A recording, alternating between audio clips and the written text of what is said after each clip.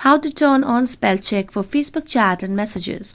Hello everyone, welcome to this channel. I'm here to help you out today. So without any delay, let's get started. Now, Facebook does not have inbuilt feature of turning on or turning off the spell check feature. So simply what you can do is launch the Chrome browser on your device.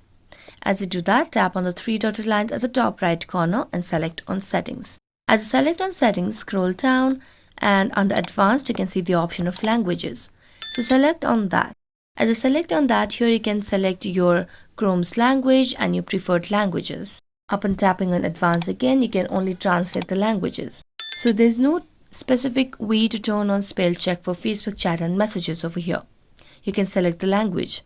After that, what you can simply do is go back, pop up the keyboard.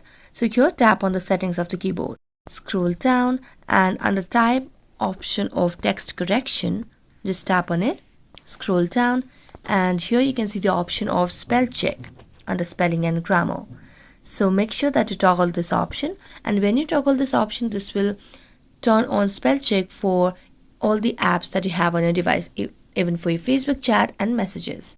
So that's it. Thank you so much for watching this video. See you next time.